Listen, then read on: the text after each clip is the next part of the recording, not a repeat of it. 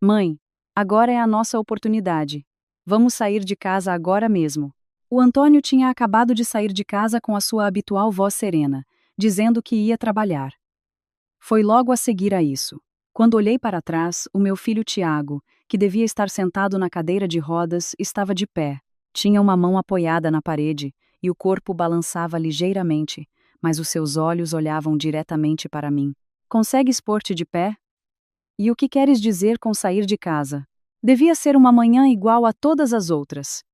No entanto, o meu filho, que supostamente não conseguia andar, tinha se levantado e estava a dizer-me para sairmos daquela casa. Explico tudo depois. Rápido, enquanto o pai não está. Eu estava num estado de confusão total. Não percebia o que se estava a passar. Sem compreender nada, deixei-me ser puxada pela mão do Tiago e saímos pela porta fora. As minhas mãos tremiam enquanto calçava os sapatos. Mas isto era apenas o começo. O que seria revelado pela boca do Tiago pouco depois seria uma história centenas de vezes mais inacreditável. O meu nome é Margarida. Tenho 52 anos e trabalho em part-time como auxiliar num lar de idosos. Desde pequena que me dizem que sou uma pessoa que acredita demasiado nos outros. Tomo as palavras das pessoas à letra. Tenho muita dificuldade em ler nas entrelinhas. No liceu, uma colega mais nova do meu grupo de atividades pediu-me dinheiro emprestado, e eu entreguei-lhe tudo o que tinha na carteira. No dia seguinte, ela deixou de aparecer. O dinheiro nunca mais voltou. Quando contei à minha mãe, ela suspirou e abraçou-me com força. Gosto dessa tua forma de ser, mas preocupas-me. Gosto, mas preocupas-me. Guardei essas palavras na memória durante toda a minha vida. A parte de que gostavam e a parte que causava preocupação residiam no mesmo lugar. Essa era a pessoa que eu era. Duvidar trazia-me um sentimento de culpa. No fundo, acreditava genuinamente que não confiar nas palavras do outro era uma traição. Eu sabia que isso era uma fraqueza. Mas para mim confiar era como respirar. Não sabia como parar de o fazer. Tirei um curso superior e comecei a trabalhar num escritório como administrativa.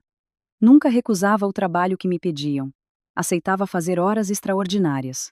O meu chefe dizia-me que eu era uma grande ajuda. Os meus colegas comentavam que se pedissem a Margarida, tudo ficava resolvido. Isso deixava-me feliz. Mas quando fiz 27 anos, dei por mim a pensar. Era requisitada apenas pelo meu papel. Não havia ninguém em lado nenhum que precisasse de mim apenas por ser a Margarida. Foi nessa altura que aconteceu. Conheci o Antônio no outono em que fiz 27 anos. Foi na festa de casamento de uma amiga. Eu tinha ficado encarregue da organização e andava de um lado para o outro com a lista de convidados na mão. A disposição das mesas estava errada. As pilhas do microfone tinham acabado. O placar de boas-vindas não tinha chegado. Por cada problema que resolvia, apareciam 2 novos. Foi uma noite assim. Pareces estar com muito trabalho. Eu trato da recepção dos convidados. Quando me virei, vi um homem alto. Não era propriamente deslumbrante, mas tinha um ar asseado e uma voz muito serena. Não quero que te preocupes. Deixa isso comigo. Mesmo sem eu ter pedido, colocou-se a meu lado e começou a verificar a lista rapidamente. Quando eu estava prestes a ler um nome de forma errada, ele apontava suavemente com o dedo indicador para a linha correta.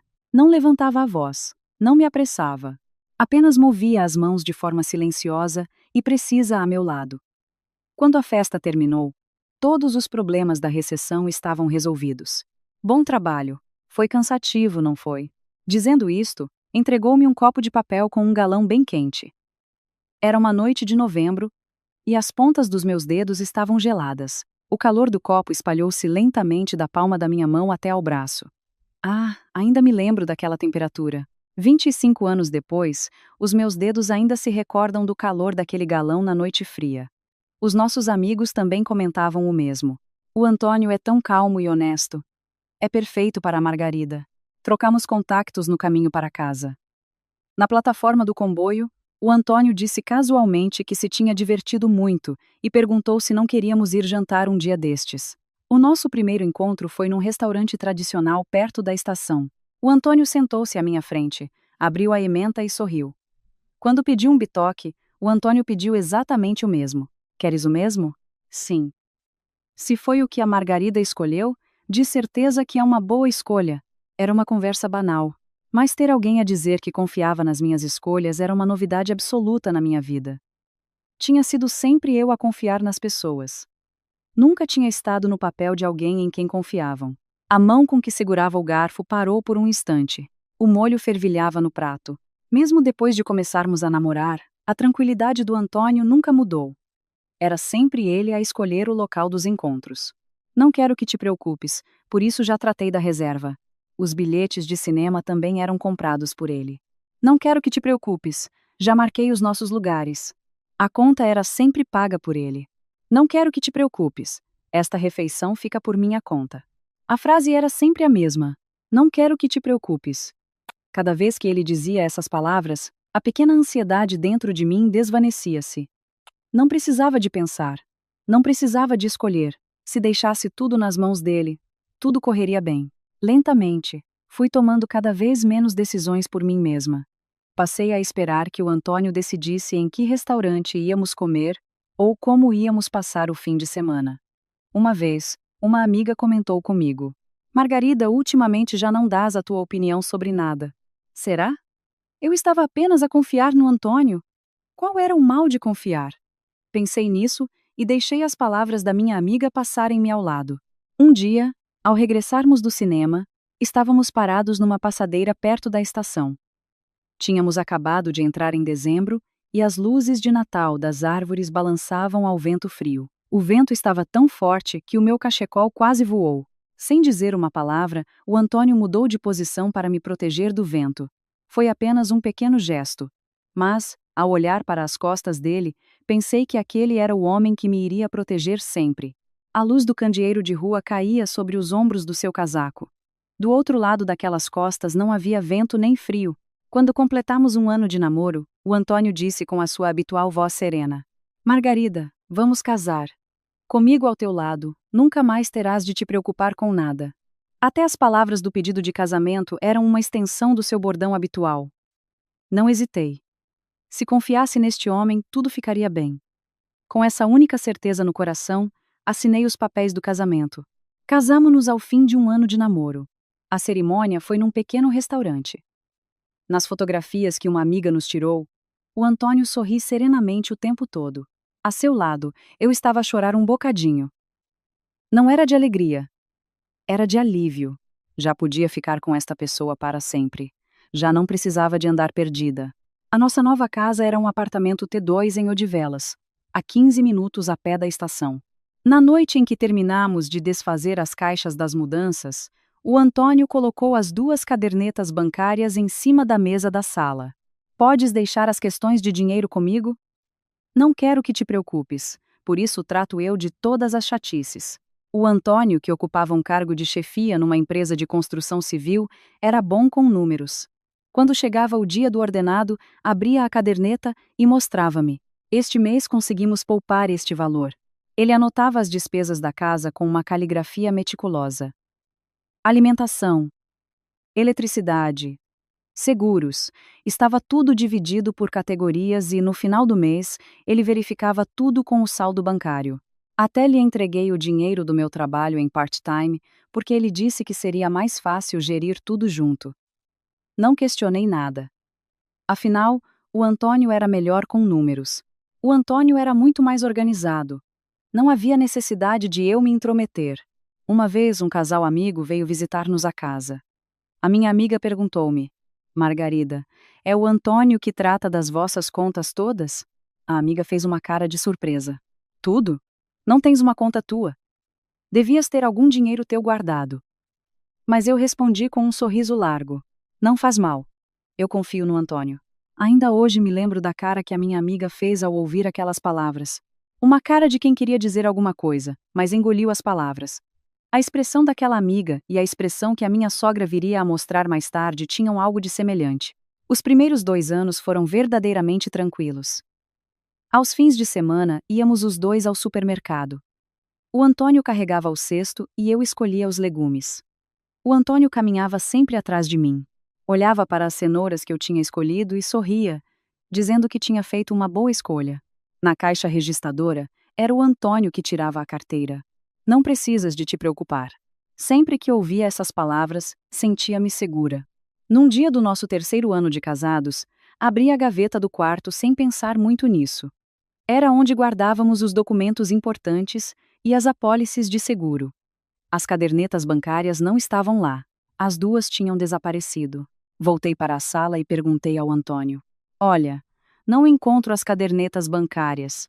O Antônio levantou os olhos do jornal e respondeu serenamente: Ah, precisei de tratar de umas coisas no banco e deixei-as lá. Não tens de te preocupar. Senti como se um pequeno buraco tivesse sido perfurado no meu peito com uma agulha. Deixar as cadernetas no banco? Será que isso era normal? Mas essa dúvida desapareceu em 3 segundos. Eu tinha de confiar. Duvidar era traição. Só agora percebo que aquele buraco não desapareceu, apenas deixou de estar visível. Na primavera em que completamos 8 anos de casados, eu tinha 35 anos, descobri que estava grávida. No caminho de regresso da consulta de obstetrícia, os jacarandás começavam a florir. Uma flor roxa caiu na gola do meu casaco. Segurei-a entre os dedos e fiquei a olhar para ela. Tão delicada, tão pequena, mas com o formato perfeito de uma flor. Depois do jantar, com a mesa entre nós, dei a notícia ao Antônio. Acho que estou grávida. O Antônio pousou os talheres. Havia um sorriso nos seus lábios, mas os seus olhos não estavam a sorrir. Os cantos da boca estavam levantados, mas vi que o fundo dos seus olhos escureceu por uma fração de segundo. Vi, mas fingi que não vi. A sério, o rosto dele não era o de alguém a transbordar de alegria. Era o rosto de quem fazia contas. Estava a calcular algo na sua cabeça. Números, despesas, o dinheiro que iria começar a sair dali em diante. Mas, no instante seguinte, o Antônio voltou a ter a expressão de sempre. Temos de pensar num nome, disse ele a rir-se. Senti-me aliviada, tinha sido impressão minha, era o Antônio de sempre.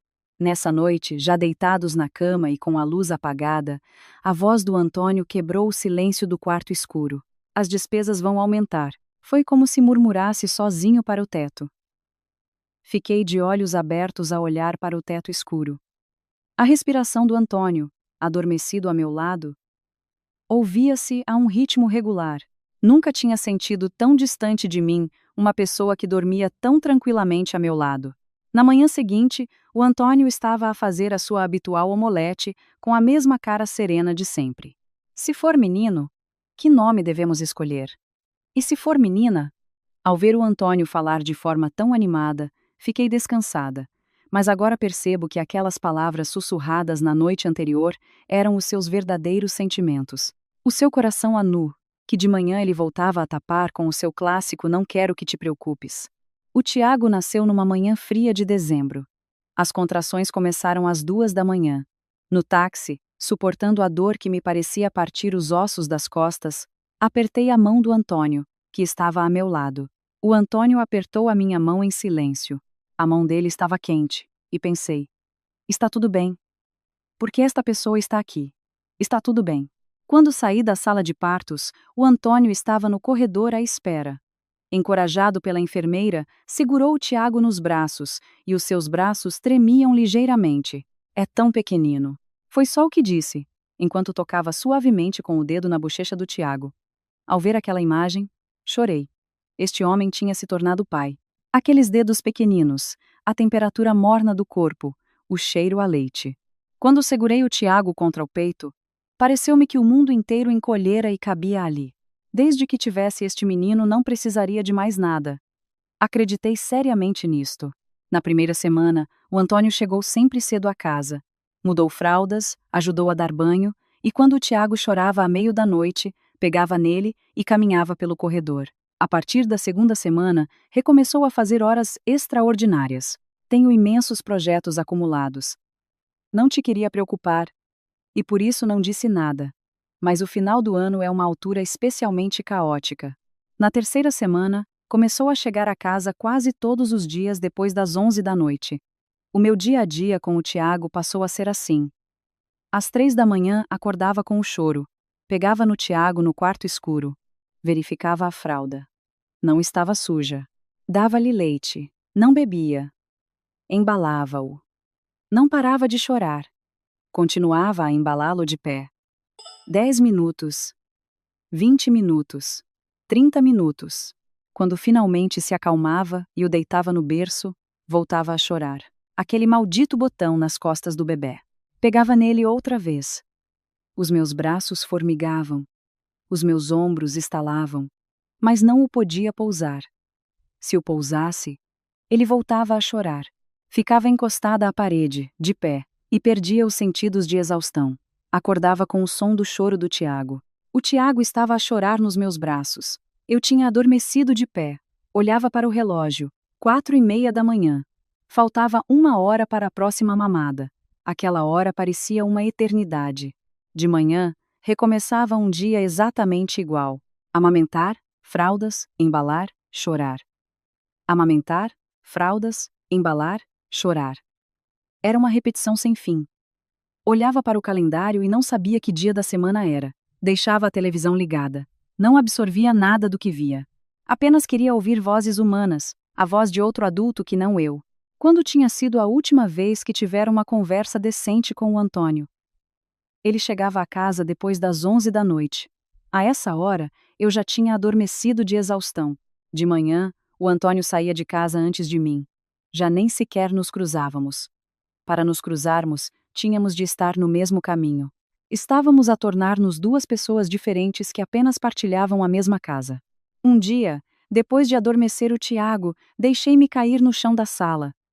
O ecrã da televisão brilhava com uma luz azulada. O som estava cortado. No lava-loiça da cozinha, a loiça acumulava-se numa montanha. A roupa estava por apanhar no estendal. Não passava o aspirador há 3 dias. Eu sabia perfeitamente de tudo isso. Mas o meu corpo não se movia. Sentia vergonha da minha própria inércia. Eu era a mãe. Tinha de ter as coisas orientadas. E a única coisa que girava na minha cabeça era uma voz a culpar-me. Num final de tarde, estava na cozinha. Tinha o Tiago ao colo no braço esquerdo e com a mão direita segurava a tampa da panela. A sopa estava quase a verter. No momento em que ia baixar o lume, o Tiago esticou-se. Quase o deixei cair e segurei-o instintivamente com as 2 mãos. A sopa transbordou. Fez um chiado no fogão e salpicos de caldo a ferver caíram-me nas costas da mão. Queimava. Mas o terror de quase ter deixado o Tiago cair era 1000 vezes superior a essa dor. O Tiago continuava a dormir nos meus braços, alheio a tudo. Olhei para o relógio da sala. Eram 5 da tarde. O Antônio, o mais cedo que chegava, era às 10 da noite. Faltavam 5 horas. Eu ia ter de sobreviver a estas 5 horas sozinha. De repente, olhei para o vidro da janela. O meu reflexo recortava-se na luz do fim de tarde. Tinha o cabelo desgrenhado. E ainda estava de pijama. Não conseguia ver o meu rosto. Mas se o conseguisse ver, talvez não reconhecesse a pessoa que ali estava. Quem era aquela pessoa?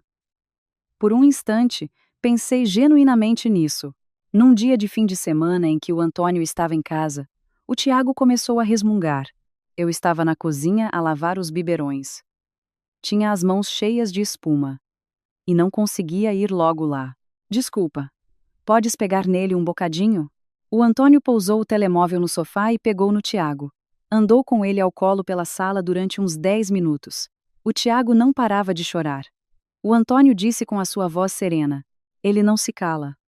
Parece que prefere a mãe. E dizendo isto, devolveu-me o Tiago. Não o fez por mal. Aguentou 10 minutos. Andou com ele ao colo. Se houvesse maldade, eu podia zangar-me. Mas não se pode dizer nada a uma pessoa que não tem más intenções. Parece que prefere a mãe. Era uma rejeição disfarçada de simpatia. Eu não consigo fazer isto. Tu tens mais jeito.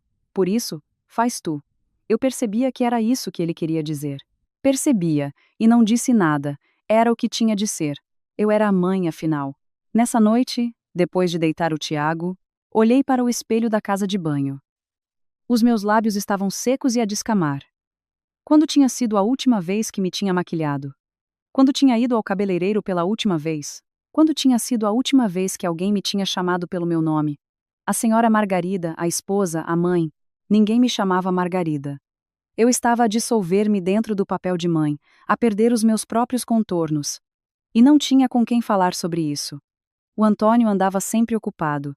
A maior parte dos meus amigos ainda eram solteiros e não compreenderiam esta solidão, por mais que eu tentasse explicar. Pensei em ligar à minha mãe, mas desisti. Não a queria preocupar.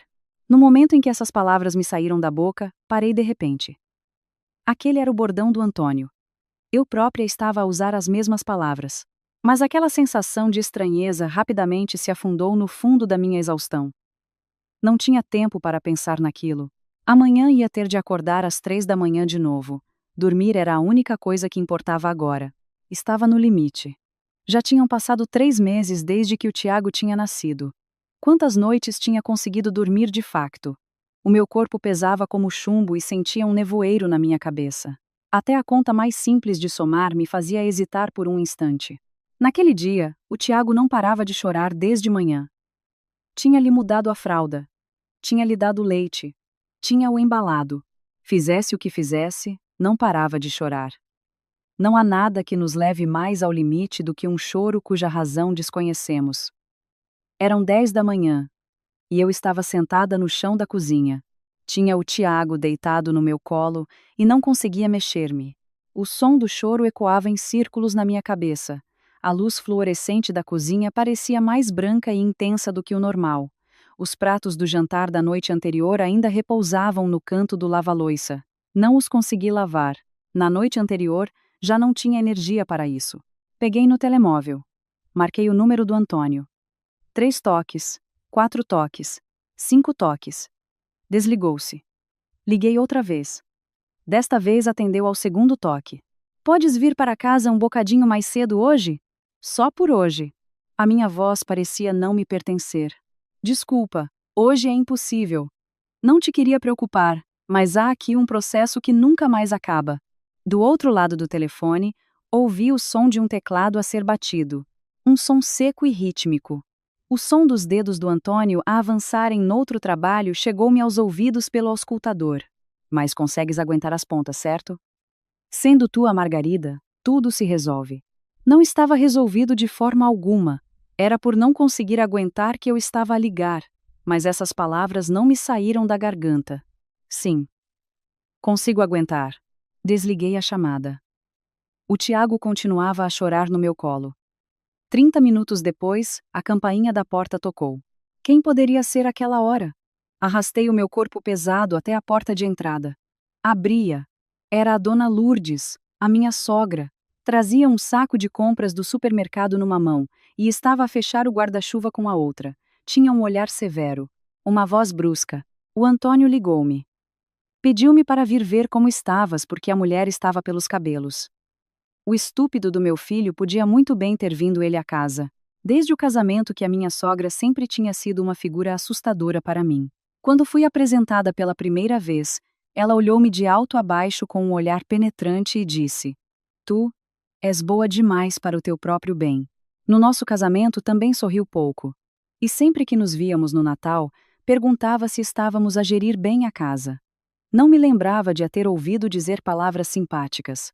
E era essa mesma sogra que agora estava ali à minha frente. A minha sogra entrou e foi direta ao Tiago. Sem hesitar, pegou no bebé que chorava compulsivamente. Tinha mãos grandes, as articulações eram grossas e cheias de rugas, mas eram as mãos de alguém habituado a lidar com bebés. Nos braços da dona Lourdes, o Tiago calou-se de repente. Os soluços foram diminuindo, e, eventualmente, ele fechou os olhos. Parecia mentira. Aquela criança que não tinha parado de chorar por mais que eu a embalasse nos últimos 3 meses, dormia agora tranquilamente nos braços da minha sogra. A dona Lourdes ficou a olhar para a cara do Tiago por uns instantes. Eu não consegui decifrar o seu perfil. Estava zangada? Estava aliviada? Ou estava a olhar para outra coisa qualquer? Depois virou-se para mim. Vai tomar um banho quente. Falamos depois. Mas o Tiago. Deste menino cuido eu. Vai, não fiques aí parada. Era uma voz que não admitia respostas. Fiz o que me disse e dirigi-me à casa de banho. Despir-me já foi um esforço que requereu a minha última réstia de forças. A roupa prendeu-se em mim e demorei uns bons segundos apenas para me livrar dela. Liguei a água quente e deixei a banheira encher. O som da água a bater no fundo plástico. Ouvia apenas esse som. Não se ouvia choro. Quando o meu corpo afundou na água quente, Toda a força esvaiu-se de mim. Como se tivesse estado a suster a respiração durante os últimos 3 meses, deixei sair um longo, longo suspiro. A temperatura da água entranhou-se-me na pele. Da ponta dos dedos para os ombros para a nuca, fiquei a olhar para as juntas dos azulejos até ficarem desfocadas. Não havia mais ninguém ali, nem o choro, nem a luz branca e fria, nem o som de teclas. Apenas havia a temperatura quente da água. Pensei genuinamente que não havia no mundo coisa mais reconfortante do que aquilo. Quanto tempo estive ali dentro? Quando saí da casa de banho, na mesa da cozinha havia uma tigela de caldo verde fumegante e pão com chouriço. O cheiro a couve e a azeite quente inundava o ar. O que a dona Lourdes trazia no saco de supermercado era batatas, couve galega e um belo pedaço de chouriço. Tinha vindo com a intenção de cozinhar desde o início. Sentei-me à mesa e dei uma colherada na sopa. Estava quente. O sabor das batatas estava no ponto e a textura reconfortante escorregou pela minha garganta abaixo. Nesse instante as lágrimas vieram-me aos olhos. Não as consegui parar. Enquanto comia a sopa e trincava o pão, chorava compulsivamente. Não sabia por que estava a chorar. Se era pelo cansaço, pela solidão, ou pelo alívio de alguém ter aparecido ali para me ajudar. Tudo se misturou numa massa uniforme que saiu em forma de lágrimas. A dona Lourdes limpou a cozinha enquanto esteve sempre de costas viradas para mim.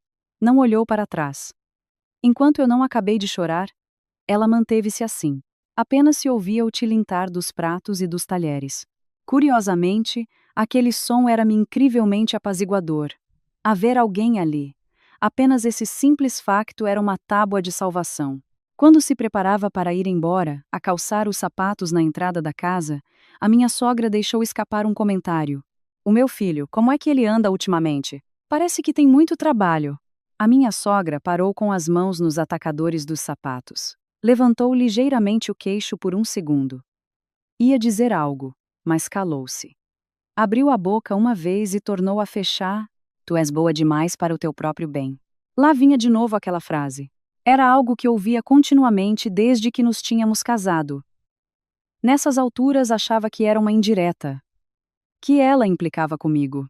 Mas o olhar da minha sogra naquele dia não era o olhar de quem estivesse a criticar-me. A partir desse dia, a dona Lourdes começou a arranjar desculpas para ir lá à casa, que tinha passado por perto, que as batatas estavam mais baratas, que tinha feito comida a mais. Eram tudo mentiras. A casa da minha sogra, em Sintra, ficava a 40 minutos de comboio da nossa. Não era propriamente passar por perto, mas eu alinhava nas mentiras dela. Assim era mais fácil para as duas. Os dias em que ela aparecia eram invariavelmente os dias em que o frigorífico estava a ficar vazio. Como se conseguisse ver, aparecia no momento exato em que eu mais precisava. Um dia, em que apanhei uma gripe e fiquei de cama, a dona Lourdes também apareceu. Quando abri a porta, lá estava a minha sogra, de máscara na cara e 3 sacos de supermercado nas mãos. Tinha passado por perto, disse mais uma vez aquela mulher a 40 minutos de distância de comboio. Dirigiu-se imediatamente para a cozinha e começou a preparar uma canja de galinha. Mudou a fralda ao Tiago, pôs a roupa a lavar e aspirou a casa. Enquanto eu estava deitada no sofá da sala, a dona Lourdes tapou-me com uma manta, sem dizer nada.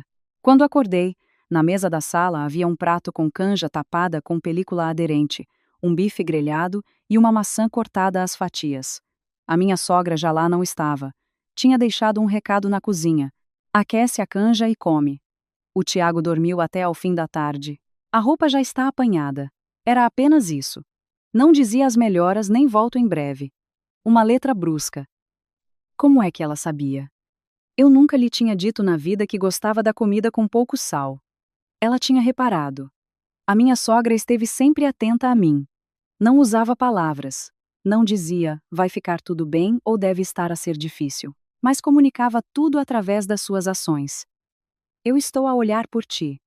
O amor da minha sogra tomou sempre aquela forma.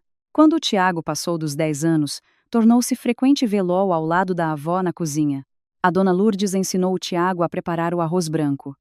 A medir uma caneca de arroz, lavá-lo no passador. Aquecer um fio de azeite e deitar lá um dente de alho. Não o deixar queimar. Deitar a água. Exatamente 2 medidas de água a ferver para uma de arroz. Colocar a tampa e baixar o lume. A dona Lourdes não dizia nada. Apenas demonstrava fazendo os mesmos gestos ao seu lado. O Tiago imitava as suas ações em silêncio.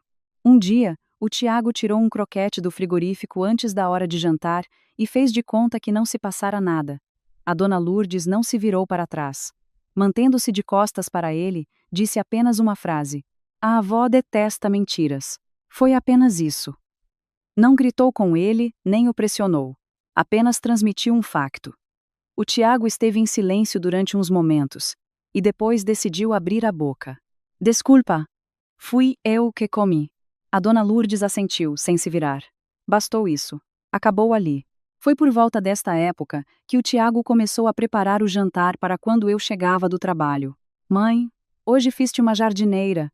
A forma como o Tiago estava posicionado quando me disse aquilo era igualzinha à forma de estar da minha sogra quando ela lhe ensinou a cozinhar. Com as costas direitas, ligeiramente debruçado sobre a bancada, segurando a faca sem fazer demasiada força, e guiando as batatas apenas com as pontas dos dedos. Os movimentos das mãos da dona Lourdes tinham sido perfeitamente transferidos para as mãos do Tiago, aquilo que passara de um para o outro, não em palavras, mas em ações. Não mentir, criar as coisas com as próprias mãos e cozinhar em prol de alguém. Só muito mais tarde é que compreendi o verdadeiro significado de tudo aquilo que a minha sogra estava a transmitir ao Tiago. Aconteceu na primavera em que o Tiago começou o secundário. Na manhã do primeiro dia de aulas, o Tiago riu-se de forma encabulada ao vestir as calças e o casaco que lhe tínhamos acabado de comprar. "Acho que este casaco está um bocado largo nos ombros. Vai ao sítio num instante, fica-te muito bem." Tiramos uma fotografia no corredor. O Antônio posou ao lado do Tiago. "Estão com uma cara ótima. Não te queria preocupar, mas o pai quase chora com isto." Um sorriso tranquilo. O Antônio de sempre. Nessa altura, nada se tinha ainda desmoronado. Pelo menos aos meus olhos. Foi em junho desse mesmo ano que reparei que algo estava mal. No final do mês, no tapete rolante do supermercado, coloquei leite, cenouras, ovos e uns iogurtes de que o Tiago gostava. Abri a carteira. Havia 2 notas de 10 euros e algumas moedas. Olhei para o valor que aparecia no ecrã da caixa e tornei a verificar a minha carteira. Só tinha esse dinheiro. A presença de outra pessoa na fila pressionava as minhas costas. Tinha de me despachar. "Desculpe. Podes tirar os iogurtes, se faz favor." Estendi os iogurtes de volta ao operador de caixa. Ouvi a minha própria voz a ser sugada pelo teto do supermercado. A passadeira continuou a rolar. O leite, as cenouras e os ovos foram os únicos a avançar. Apenas os iogurtes do Tiago ficaram nas mãos do empregado. No caminho para casa, o saco de compras vinha mais leve. Voltei para casa e perguntei ao Antônio: "O dinheiro para as contas da casa deste mês ainda não me entrou na conta." "Não percebo." O Antônio respondeu sem desviar os olhos da televisão. "Ah, este mês houve uma alteração nos sistemas informáticos da empresa e as coisas atrasaram. Não te queria preocupar, por isso não te disse." "Acontece", pensei. Era comum o sistema de uma empresa demorar a atualizar-se. Acabei por cobrir a alimentação com o salário do meu part-time. No mês seguinte, o dinheiro também não foi transferido. "Desculpa. Parece que a transição de sistema informático ainda não terminou. Aguenta mais um pouco." Quando chegou ao 3º mês, comecei a estranhar a situação. Será possível que uma transição de sistema demore 3 meses? Após o jantar, enquanto lavava a louça, voltei ao assunto. "Olha, podes verificar lá na empresa o que se passa com o dinheiro das nossas contas?" 3 meses acho que é muito tempo." O Antônio levantou-se lentamente do sofá e ficou na entrada da cozinha. Tinha um rosto tranquilo, mas os seus olhos estavam cobertos por uma espécie de película baça. "Não confias em mim?" Tinha uma voz baixa. Não estava zangado, parecia que as minhas palavras o tinham ferido. Pelo menos foi assim que soou. "Eu estou sempre a trabalhar para ti. E tu duvidas de mim?" A água continuava a correr da torneira para o lava-loiça. Tinha as mãos geladas. Tinha apenas perguntado sobre o atraso nos 3 meses de pagamento. Por que motivo estava a ser acusada? Mas toda aquela dúvida foi selada pela frase "não confias em mim." Tinha de confiar. Duvidar seria uma traição. "Desculpa. Não foi essa a minha intenção." O Antônio esboçou um leve sorriso e voltou para a sala. As horas de chegada do Antônio à casa também se tornaram irregulares por volta desta altura. Antes chegava às 10 da noite, depois passou a ser às 11, e gradualmente começou a ultrapassar a meia-noite. Num dia de semana, passou da 1 da manhã, e ele não apareceu. Mandei-lhe uma mensagem. Hoje vou chegar tarde. Demorou 20 minutos a ler a mensagem. Desculpa. O jantar com um cliente arrastou-se. Não te queria preocupar, podes ir dormir. Li a resposta e deixei o telemóvel na mesa de cabeceira. Olhei para o teto do quarto e ouvia apenas o tic-tac do relógio. Conseguia ouvir a respiração serena do Tiago, vinda do quarto do lado. Poderia ser um jantar de negócios, sim. Estava num cargo de gestão, faria sentido. Mas 3 noites por semana? O comportamento do Antônio mudou. O Antônio sempre fora um homem que prestava atenção ao que vestia. Mas, subitamente, a frequência com que comprou novas roupas foi drástica. Uma nova gravata todos os meses. Produtos de marcas que nunca vi na vida. Camisas de cores que eu nunca lhe ofereci. Passou a engomar ele próprio as camisas diariamente. Dantes eu tratava da roupa de todos de uma só vez. Numa manhã, parei com a mão a meio da roupa no cesto do quarto. Senti um cheiro desconhecido a emanar da gola de uma camisa do Antônio. Não era o amaciador. Era um cheiro doce. Parecia flor, mas não era flor. Era um perfume feminino. Levei instintivamente a gola à cara. O que estava eu a fazer? A cheirar as roupas do meu próprio marido? Já tinha visto isso em novelas. Na altura, parecia-me um exagero tremendo. Agora, estava a fazer o mesmo. Tentei comprovar as minhas suspeitas mais uma vez. Mas atirei instintivamente a camisa para dentro da máquina de lavar. Fechei a porta. Pressione o botão de iniciar. O som da máquina a encher com água. O barulho profundo e constante no tambor. A água a rodar no cesto de lavagem. Sentia que enquanto aquele som não parasse, não precisaria de pensar em nada. Aquele cheiro iria dissolver-se na água também. O Antônio começou a colocar o telemóvel voltado para baixo. Dantes deixava sempre o telemóvel na mesa a olhar para o teto. Mas do nada começou a pô-lo virado ao contrário.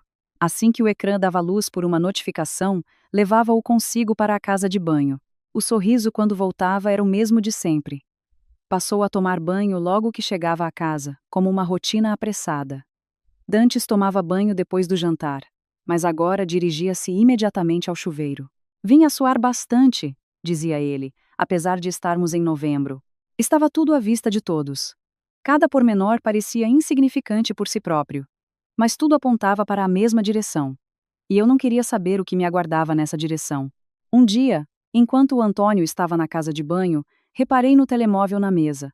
A tela virada para cima. Que raro! Devia ter se esquecido. A luz de notificação começou a piscar. Estendi a mão. A ponta dos dedos roçou a lateral do telemóvel. O metal frio. O toque de uma ligeira fissura perto do ecrã. O meu dedo parou ali mesmo. Se visse o que ali estava, acabou. A vida que tenho agora acaba. A rotina do Tiago nesta casa, o marido que sai pela porta todas as manhãs com um sorriso, destruía-se tudo. Mas se não espreitasse, as coisas continuariam como sempre, sem dinheiro na conta bancária, cortando as despesas e deixando dezenas de coisas da máquina de lavar dissolver as minhas desconfianças. Qual era o pior destino? Não fazia a mínima ideia.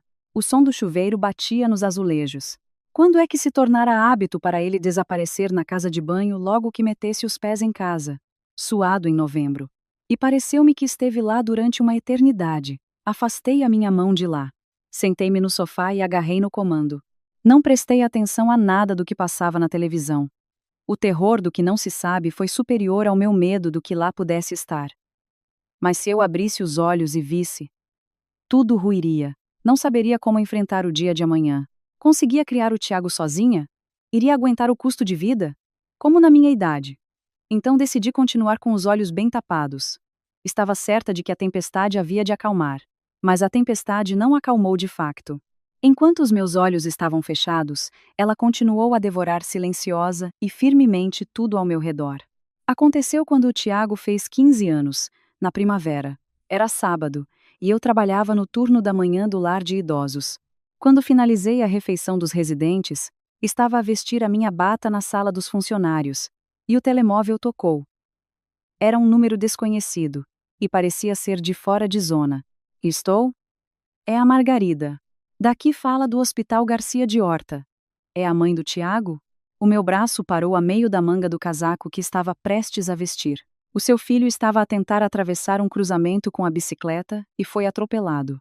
Ele está consciente, no entanto, apresenta feridas graves na zona cingolombar e na perna direita. Encontra-se a realizar exames médicos. Ele está consciente. Aquela frase ecoou na minha cabeça incessantemente. Avisei a minha chefe e chamei logo um táxi. No banco de trás do táxi, liguei dezenas de vezes para o número do Antônio. Na primeira vez, ninguém atendeu. Na segunda vez, ninguém atendeu. Na terceira, a chamada foi para a caixa de correio de voz. O Antônio teve um acidente, está no hospital, vem depressa. A minha voz tremia. Enviei mensagens pelo WhatsApp também. Tiago, atropelado! Garcia de Horta. Por favor, despacha-te e vem. Ele nem as leu. As vistas no lado da janela do táxi iam passando. O vento de primavera tocava nas flores das árvores perto das passadeiras. A cada viragem na esquina via a rua de sempre mudar. A porta das traseiras do liceu secundário de Tiago, a loja dos kebabs e todo aquele percurso, sentia-os como locais completamente irreais para mim naquele momento.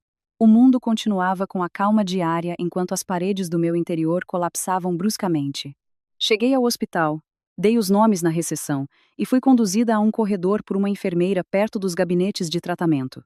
Um cheiro enorme a álcool com o som ruidoso das rodas das macas que rangiam e deslizavam pelo branco e frio do local.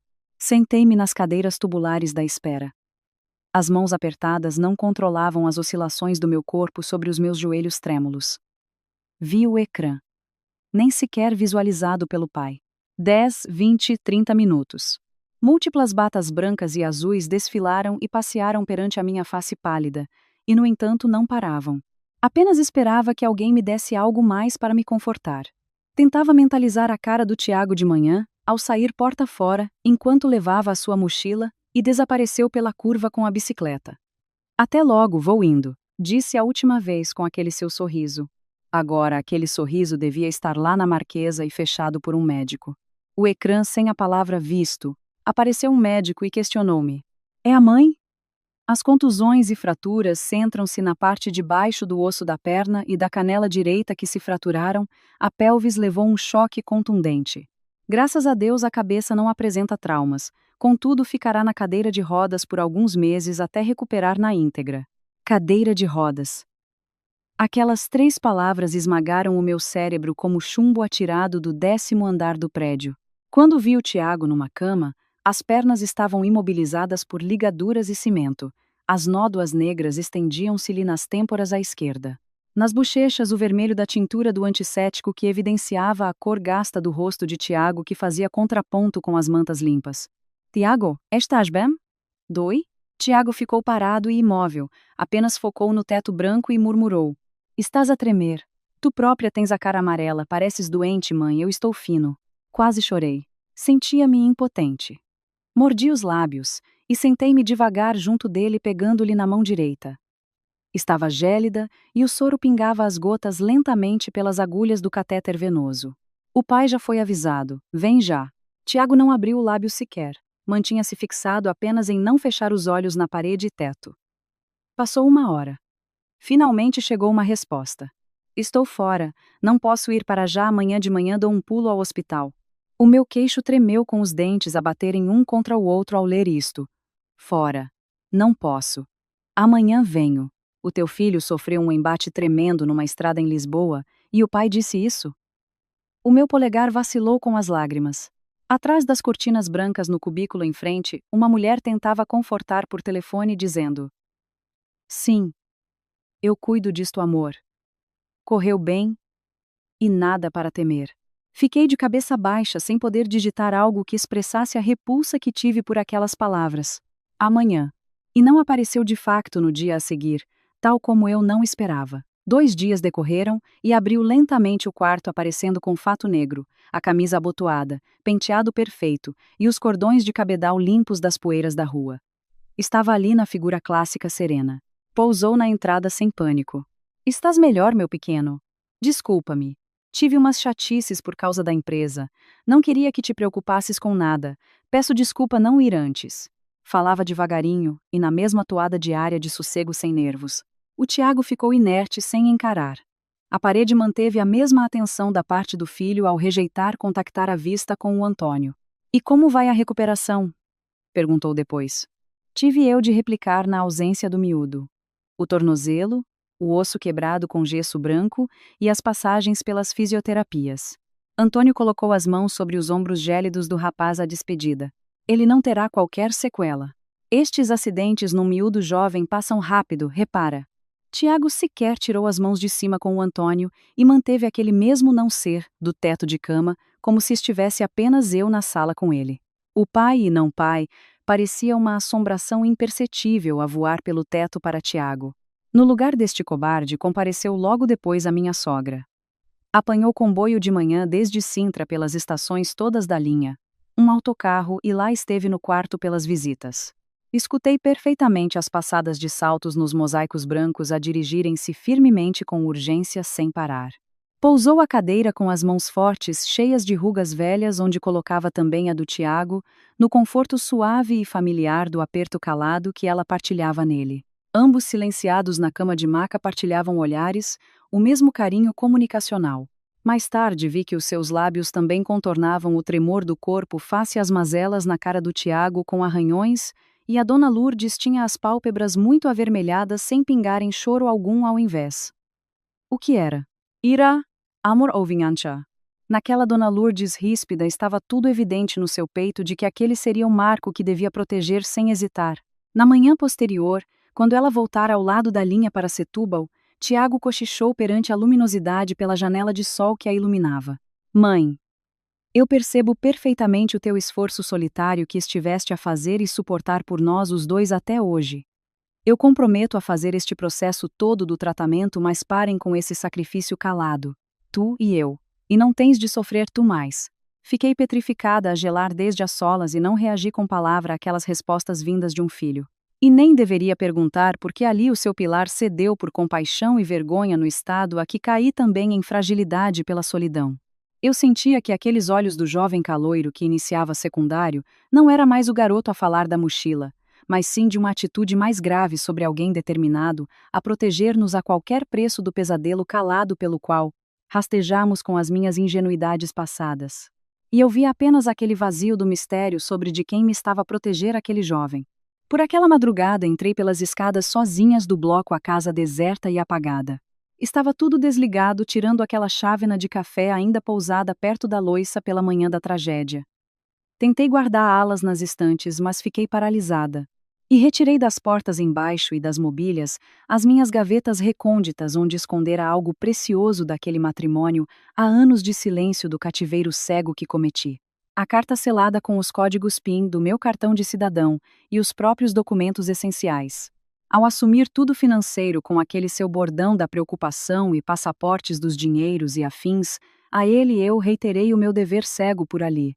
Por alguma justificação incompreensível, o meu corpo gritou à força para me proteger quando não quis nunca fornecer-lhe aqueles papéis finais para assinar, fosse onde fosse, e com as senhas para que não as vislumbrasse.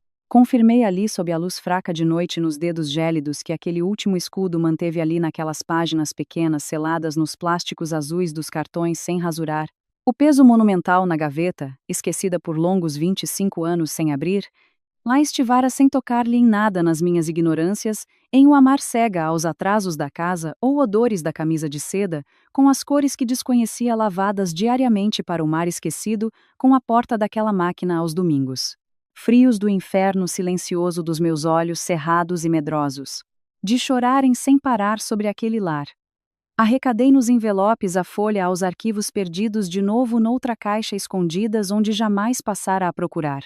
Foi afinal o exato lapso de momento a única vez a minha ação anti-cegueira, num abismo negro do meu ego assustado das aparências para não ruir, por cobardia de ficar esquecida por ser eu só com um pequeno bebê. Ao longo do recomeço nos dias seguintes passamos a ajustar-lhe rampas nos rodapés em casa.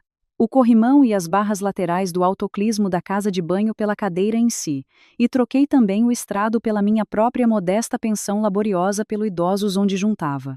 Antônio respondeu com mais justificações de que estaria preso às regalias no apoio das multas da firma nas questões laborais dos seguros pela construção e que o dinheiro viria nas indemnizações no tempo ideal. Não te queria preocupar, e estou com dificuldades de colocar à aprovação o projeto à indemnização no papel, mas irei ter isso. E acabei por ali as exigências com o assunto morto para que o muro de cimento falso em si e em mim durasse no escuro para os meus últimos momentos, sem me machucar ainda em abismo solitário nas costas. Ao longo daquela visitação com regularidade semanal, aos médicos nos exames de gesso ortopédicos, as notícias transbordaram no peito a grande e brilhante surpresa positiva. E num tom leve revelaram sobre o progresso sem qualquer trauma ósseo aparente e de cicatrização dos pélvicos estarem completamente selados de fraturas no exame ao raio-x, visualmente intactos, e num mês, os processos na funcionalidade. Nas vias de curas naturais, reativariam as mobilidades nateais. Marcha pedonal diária do filho no dia a dia por fim. A ansiedade amainou-me enormemente e fiquei agradecida. Todavia vi que o Tiago tentou adiar por todo o custo libertar-se à pressa por aqueles pneus em raios encostados do seu veículo sentável com travões manuais. Mais alguns meses no mínimo. Faltam as sensações perfeitas nas pernas ao caminhar perfeitamente. Sinto fraqueza de músculo às passadas, de vez em quando. Para que os acidentes traumáticos saíssem das cabeças, precisou das precauções de calma e espaço dele, para o seu novo regresso de pé, a rotina de liceu com a marcha própria segura de sempre. Fiquei-me pelo apoio de retaguarda em paz, mas compreendi mais adiante pelas piores provações da verdade qual a intenção dele ficar acorrentado meses pela poltrona, a girar na madeira pelo tapete e nunca abandonar até estarem cimentadas. E erguidas a teias invisíveis daqueles fatos a sangue e frieza em pleno inverno com a minha sogra em retaguarda da batalha nas fileiras mudas sobre odivelas. Ao reatar desde da porta até chegarmos juntos na casa aquele subúrbio em Sintra nas confissões ao almoço. Recordei aquele dia nas escutas no seu relato sem eu suspeitar.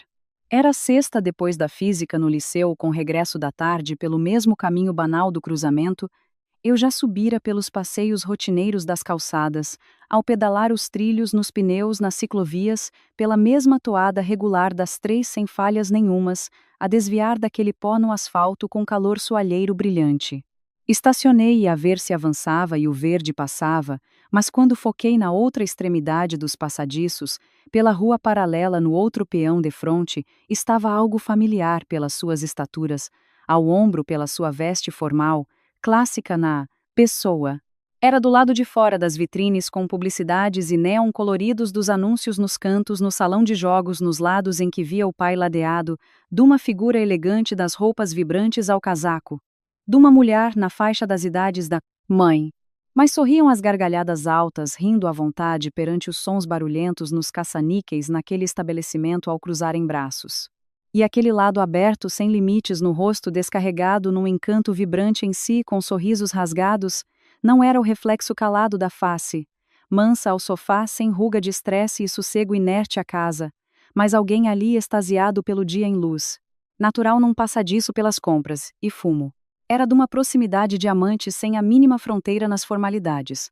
Atravessei para a frente da bicicleta, para afastar e ignorar que estava vivo em negações de correr o oposto dos passeios. As luzes não travaram. A borracha das travagens, barulhos dos destroços ao chão, o baque duro dos joelhos, o arrastado das tintas ao chocar. Tive aquela brancura visual nos miolos, sem reagir perante a pancada dos pneus, com o metal rasgado das luzes de chapa do capote a ceder por debaixo, e doíam todos como ferros nas fogueiras. Cheiro nauseabundo do escape de fumos encostados, e a algazarra da assistência por perto no círculo, e apelos ao auxílio e berros para que contactassem das autoridades o mais rapidamente. Pelo meu braço encurralado na maca com a ambulância no final da cena do desastre, ainda revirei por segundos num pescoço duro o olho até lá aos cruzamentos na mesma estrada por aquele peão engravatado. Estava a mesma nas margens estacadas, perante tudo a vislumbrar as poças pela ambulância. Mas logo esvaneceu pelas ladeiras da calçada de braço, da mulher desconhecida em fuga pelo cantinho na berma daquela cidade, e eu calei ali o meu olhar, por ver a pior face negra para a vida num relance derradeiro. Para comigo, num buraco. Não apareceu nenhum. Ninguém de lá, em vez das desculpas de pai que ignorara com repulsa pelo asfalto no momento e a minha face pálida com as fitas pelo meu pescoço, pela equipa num fechar mudo nas portas. Não aparecera por covardia nos silêncios da sala nas noites e focava nas lajes de teto, onde eu o ignorei de vir sequer ali esperar-lhe ansiosamente. Ficava de teto branco fixado a tentar enterrar esperança.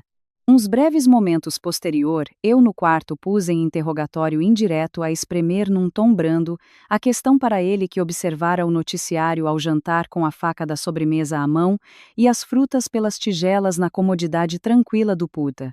Meu pai de sorriso no lar. Eu tentei a abordagem dele. Pai, olha, eu não passaste por aqueles cruzamentos na minha área num cruzamento naquela quarta. O sorriso aligeirou calmamente ao desmentir ao balanço na ponta do talher que rodava na ponta.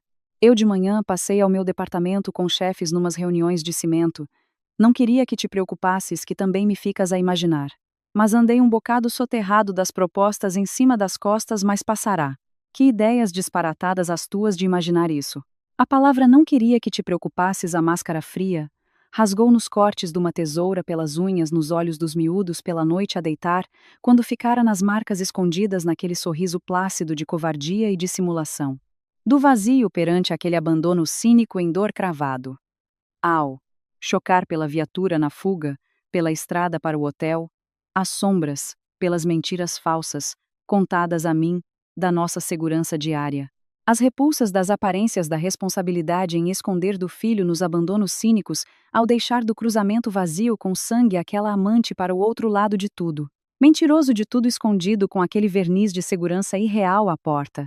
Fiquei preso pelas paredes mudas sem ver o pai, ou luz sem parar ao repassar das vozes aos telefonemas furtivos, a rir com ele do além que a minha avó tinha a advertir da sua aversão da mentira da avó, que eu me deparei a desmentir. Croquete. Fiquei fixo pela frase a brilhar do sol escuro, e cimentei ali proteger-nos a fundo nas tuas sombras pelo teu silêncio dormente a mim. Mãe. Não havia nenhuma debilidade no pé aos 15. Só o facto imóvel à mercê na poltrona do meu ser inválido para com os laços frágeis que deitava ao pai perante o disfarce seguro sem qualquer proteção de atenção e sem a cautela vigilante aos segredos sujos da mesma porta da sala para os decifrar sem escrúpulos nas horas devidas, do tempo no ano nas costas ocultas por este meu quarto sem porta no fim corredor. A paralisação fria não passava de um engodo infantil sem reação, escondido pela ingenuidade da figura adolescente do filho mutilado, mas num guerreiro que passara os últimos 12 meses nas noites do ano para os factos de evidências até ser libertado pelas provas nos momentos certeiros pela alvorada matutina. Na primeira saída, na mesma rua, de uma correspondência que caiu antes na pequena grelha pelo elevador. O jovem acorda com a caixa no interior num formato pardo da Companhia de Investimentos Seguradora Portugal, dirigido e endereçado na fachada do Sr. Antônio, e que na parte selada se escondia, e referia ali a anulação com liquidação, e termo encerramento das aplicações do contrato Poupança-Educação. Era o fundo da proteção monetária do meu ensino na calçada, e eu congelei. As moedinhas a 150 pelo esforço das manhãs do cansaço pelas noites ao lar de idosos esfareladas e sugadas num descaramento a custo suado aos cancelamentos. Fez de tudo cópias por digitalizações com câmaras na nitidez pelas transferências na folha aos destinatários da conta de dinheiro alocado nos saldos.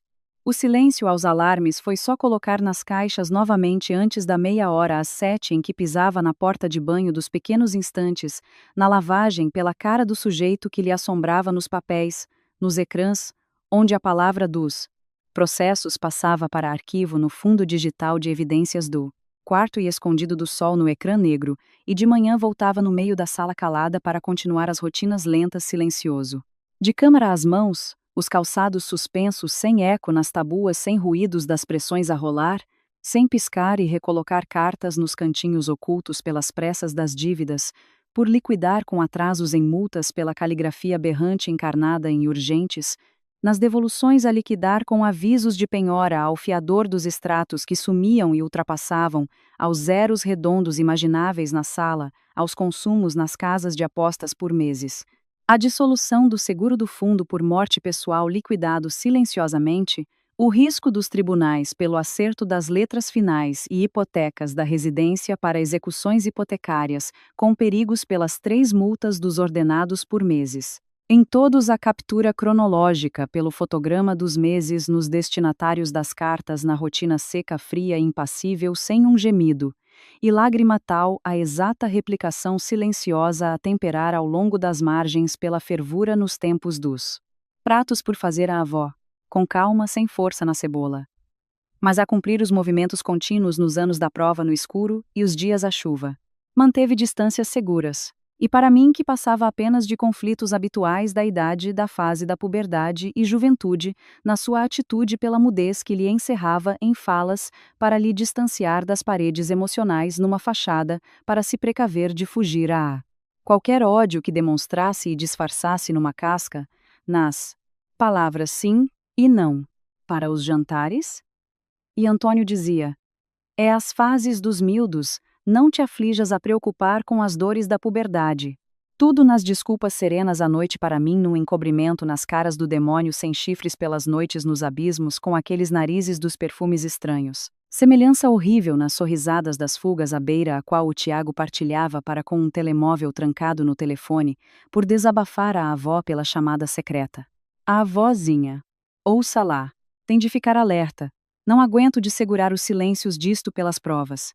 Deitado no chão para os telefones no desvendar de uma dor abissal em meses dos segredos, a traição pelo abandono no dia macabro, das mentiras dos passeios, as amantes nas bancadas, os salões pelas dezenas de montantes dilapidados e desbaratados ao mês, em faturas de juros brutais, com as imagens digitais dos avisos, Dona Lourdes não pronunciou um choro sequer.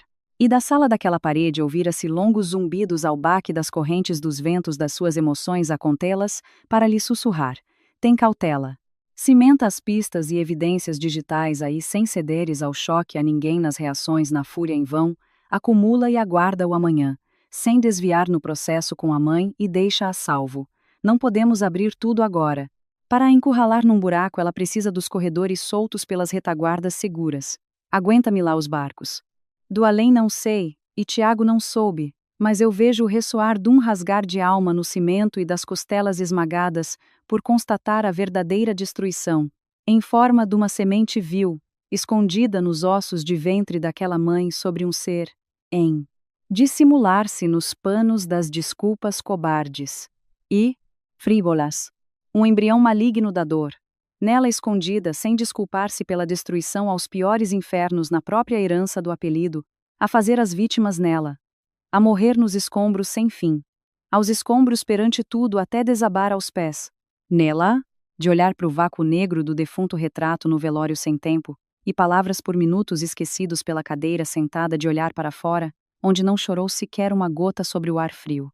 A desmarcação final do destino ocorreu perante a direção de turma do liceu para a reavaliação nas reuniões das opções para as faculdades nas engenharias futuras e com a estabilidade forte nos rankings que almejava, e com isso, um aviso claro, em precaução. Senhora Margarida, as despesas vão entrar, e aconselhamos caso o orçamentos de fundo vos faça apelo aos concursos e aberturas para bolsas pela instituição, antes. Tive a certeza nas garantias para agradecer com que o Fundo do Seguro Poupança, as mensalidades o salvaguardariam pelo ensino universitário. E voltando no comboio em casa, senti as picadelas desconfortáveis ao reparar nos tempos prolongados, onde cedi cegamente das poupanças, onde eu confiei plenamente, nas pastas cegas, das decisões, das contas pelas pastas, ao meu nome perdidas nas entregas às custas de um perigo inexistente pelo medo do Ores. Antônio ter guardado as dores num vazio com as suas falsidades perante a TV da noite, sem eu as precaver. Falei do poupança para que verificasse o fundo e a transição à porta da porta depois dos tachos daquela refeição, e olhou e o olhar vacilou microscópico mas sem tempo na tela baça com sorrisos apaziguadores. Pois era a poupança, não é?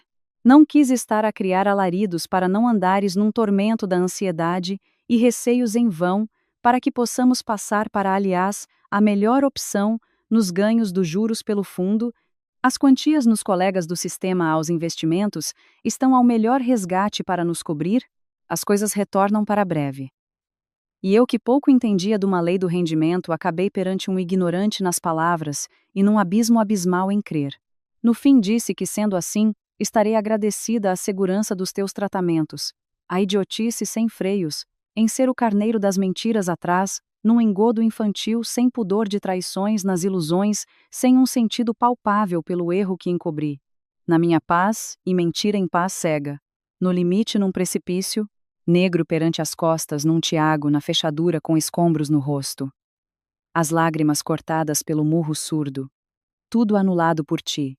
E mentiroso por escroto. E o ruído da campainha das chamas. Ao sair pelo corredor com o telemóvel para um chamo a Lourdes sem a timidez num sussurro na parede fina à escuta nítida do rapazote. Mãe, o caso da poupança de Margarida deu poeira lá fora. Caso pergunte, tente alinhar de uma treta aos investimentos que, para não deixar alaridos na Margarida, acoberte com os rendimentos nas águas calmas, sem causar medos. E Lourdes, na sua fala abafada dos fôlegos pelo telefone num timbre opaco a fechar, e acenou mudo pela chamada depois a neta nos pormenores. Sim, rapaz, as mentiras a tentar meter os paninhos nas nódoas. Encobre-te. E depois paralisada. Tinha a cabeça nela voltado a 3 décadas do passado perante a caderneta num 3 nos cálculos de matemática da escola. Enfiado no fundo escolar das mulas das mochilas de choro até Lourdes a encontrar. A caderneta. Tudo na normalidade, mamã. Fiz de tudo nos resultados as notas certas. Sem alaridos, não se zangue na preocupação. E passeios. Sem estresses. O sorriso de desculpas de infância inocente que a apaziguou e deitou pela ignorância as admoestações da falsidade em ceder a o garoto fofinho bondoso quer era bondade e evitar magoar. Tudo ali era o disfarce infantil daquela falsa aura compassiva e terna de fuga à fraqueza numa covardia por conveniência infantil, o embrião monstro do dissimulador crônico ao adulto do pior, na fuga aos choques às amantes para calar o fundo num engano à casa das contas da família ao mentiroso calado aos 30, em que as fadas se ocultavam numa sombra demoníaca. Perante as imagens, Lourdes foi por instinto perante o catálogo aos contactos desenterrar a poeiras, as agências de um advogado, e agendar sem um mínimo hesitar numa caligrafia ao caderno pautado pela decisão fria, sem nervosismo de mãe, que aniquila o próprio descendente do mal, na frente ao apelo pela família das filhas e nações, na redenção, e, num extermínio das cinzas na casa limpa até esvaziar, para a verdade em limpo. Veio ao fim o jantar fúnebre do plano perante a voz calma ao balcão, pela mesa do Antônio com uma proposta. Margarida de manhã para amanhã tem um bocadinho de tempo que necessitava para uma ajuda. Uma renegociação do crédito à habitação dos prazos ao crédito pelas avaliações anteriores que andava já de pesquisa. O papel na agência era simples. Seria o teu nome só e pouparemos uns milhares de euros às chatices no tribunal com tudo isso, e eu alinho para tua comodidade para não haver grandes sobressaltos. Pões só o teu nome e assinaturas no papel ali? Assinatura sem a desconfiança num crédito de baixa. O melhor plano de redução com alívio financeiro na mesa, e aceitei. Pois, claro, de jantar amanhã tratarei. Ao passo de roda atrás num quarto pela paralisação assustadora, nos alarmes vermelhos dos avisos postais de um jovem perante as evidências. Consumo de multas extremas, bancos no aviso das ações executivas nos bloqueios sem fundo com o falso crédito numa hipoteca a tentar ludibriar a vítima cega pela palavra, para cair a pique aos fins nos esquemas das letras da fiadora, com as assinaturas para assumir um abismo nela, nos nomes em dívida.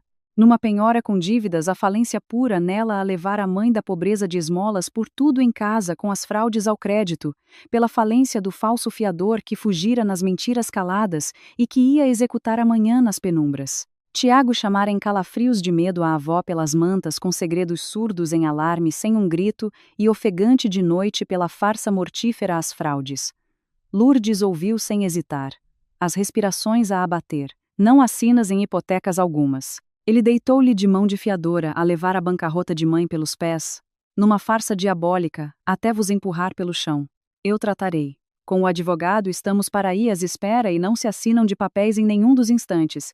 Estás a andar bem já não? Há muito sem tremer em rodas. Entra em casa e fujam disso antes de ele chegar. O telefone na fronha, e os documentos em pastas no casaco à alvorada num escanear dos ecrãs das horas. Aos passos silenciosos a uma do meio na esquina nos raios sem ranger nas fechaduras trancadas no escape à entrada nos casacos a fugir. Com a porta às chaves sem regressos para ir, a viatura num táxi ao asfalto. Pelas 7 horas, as palavras do sorriso em vai ser sem problemas a noitinha volto, e assinamos para nos descansarmos. Os passos no soalho das escadas, a afastar-se nas mentiras matinais a escapar, até as rodas travarem o clique do cimento na retaguarda, onde me assombro do rapaz, se colocar da frente esguio, perante a parede de pé, sem o calçado nas varas, e de olhar para fugirmos. Mãe, agora é a nossa oportunidade. Vamos sair de casa agora mesmo. E no choque aos meus ais o Tiago retira o ecrã. O diabo no digital para que visse em letras grandes vermelhas, penhora, liquidação final, fiadora, anulações bancárias e últimas prestações. Dívidas de nome em mim sem a mais frágil e pequena suspeita nos sorrisos cínicos dos medos escondidos dos para que não te aflijasses. E a frieza nas espinhas com as forças caídas dos escombros pelas minhas costelas nas joelheiras, em perigo de falhar a respiração pela avalanche nos abismos das memórias por ele atiradas no chão, em esgotos asquerosos que enojava pela fuga. Semim? Pelas mortes cegas das 25 histórias irreais, de um confia tudo nela em si para mim nos olhos cegos das contas caladas e perdi. O que restou foi de ir de braço, trêmulos escorregadios em calafrios, e seguir pelas malas deixadas pelo ar no elevador, na mesma alvorada das 6 rumos a comboio, para nos exilar no abismo dos desabamentos de Sintra, onde Lourdes amparara para. Com a chave da porta, as vítimas dos ventos de neblina das catástrofes irreais das mentiras, e na mesma luz, as suas veias nos punhos quentes nas minhas nos dedos, com os chás mornos de maçã em reconfortar no estômago para acordar de chorar, e o advogado num casaco negro formal, apaziguador, pelo fim do buraco, onde nos deixaram para deslindar das hipotecas, das anulações à fiadora para me limpar de um horror sem fundo, das penhoras à revelia sem eu conceder o código pelo cartão aos papéis sem fim até regressarmos ao calmo abrigos dos juros perante a face cínica das horas à porta, daquele homem às mentiras do nada sem o saber nela, e do buraco que atirara sem saber o que estava, e os papéis do despido pelo advogado espalhados. Antônio na sala parou por nós. O sorriso na ponta rasgou uma pálida cortina para o choque tremido da cara sem as falsidades a prever de não estarmos e ali o seu abismo de fuga o encarar. E a mãe a ponta fixa em punhais sem lágrimas pelos olhos. Olá, estás desempregado há uns bons 12 meses e tentas vir com tretas e balelas dos vencimentos de projetos com firmas e sem preocupações. Sorriso de nervoso e suado aos cantos com o esgar pálido sem voz nas desculpas vazias. O silêncio estrondoso dos segundos nas horas da parede a bater perante o papel das firmas confirmadas das finanças a referir da extinção salarial para ele ditar nos meses de despesas. E as faturas no telemóvel para um Tiago, nas imagens postadas com os casinos às cartas de cobrança, o cancelamento seguro, educação da filha, aos pagamentos dos seus empréstimos sujos, a que o pai exibia como pálido branco, suor aos lábios. Tremidos do fantasma, das omissões dos seus. Não te preocupes rasgados até as mentiras das fraudes com a hipoteca a referir. O advogado no tiro calmo explicou as condições para que o assento das falências confiadora recaísse em a mãe que fugira para estar salvaguardada na hora. E a Lourdes a não desculpar a traição. E tudo numa brincadeira para não nos assustar de que irias falir-nos ao fim na mais descarada falsidade em nome da família. Estás bem tramado sem fugas para o fim e acabaste as piadas asquerosas do menino mimado das preocupações sem nos levar aos cemitérios. E ele de lágrimas para cima de vergonha a tentar puxar pela pena nos joelhos na fuga habitual pelas justificações do fazia pela mãe à família, até que o quebrei sem rodeio nela perante o fim do feitiço. O cancelamento das minhas despesas da luz sem avisos e os cortes da alimentação escondidos sem pão, aos cortes dos seguros do miúdo por um eu aguento para estar escalada. E o fim, do asfalto cruzado do outro lado sem amor na bicicleta pelo sangue a cair enquanto partilhava do passeio, o desviar, para fugir com a mulher perante o espanto do jovem sem a correr sem pai. Sem apelos ao grito do não querer preocupar até sumir pelo cobarde em pó pela porta pequena. Não vi. Eu. As gaguejadas fúteis das lágrimas sem saída a escorrer de pânico de ficar destapado. Dona Lourdes não emitiu o lamento com o pranto a bater a mesa. O castigo por calar o primeiro rastro da mentira onde recai no silêncio e cegueira às falsidades, me traiu hoje, e eu enterro com as minhas penas, vai de advogados rasgar de tribunal. Nos divórcios das penas dos fiadores, a mãe tirou um livrinho antigo sem capas novas dos juros de Sintra e depositou o meu refúgio perante as vergonhas a poupanças nela resguardadas em meses desde nascer de bebê num cêntimo em silêncios. Poupados para do amor invisível da velha. Rígida ao neto. Sem ser. Aliar em falhas até nos ver seguros, chorei desfeita por essa traição a me amar por avisar as ingenuidades ao fundo. És boa pessoa demais nas confianças. Mas de amor, as sombras cegaram para a traição. Nela escondida para te amparar as pedras. Na parede que alertei, nas costas do maro. Vazio! Chorei num ombro e afagada com mãos sem dizer. Calada, sem as promessas inúteis nas sombras por amor forte ao neto da panela aos cozinhados com arroz brancos para a calma nas sopas. Num T2 no R sagada as pontas calmas os tachos fumegam em couves na bancada com batatas finas à faca. As mãos a pousar o dente alho para um caldo verde fumegante nos pratos, e ele sorri e olha na panela. Quer azeite para o sal nas bochechas disto mais mãe? O sabor forte? Sem problema assim ao lado da luz do azeite, perfeito com as pitadas fortes da Dona Lourdes nas mãos, nas heranças perfeitas dos segredos nela passados às gerações. Os domingos nos caldos com o lanche sem medos em chás mornos na proteção silenciosa perante os olhos atentos do meu coração, no que olho com as janelas limpas da confiança que nunca falha nas ações nos amores, sem farsa do que me apoiam os nós pilares, e protegem pela manhã, calma, num novo amanhecer. Respirar luz do sol em Portugal sem alarmes. Onde ninguém nos mente para nos poupar o amanhã. O dia está claro como a água quente a escaldar pelas chávenas em paz.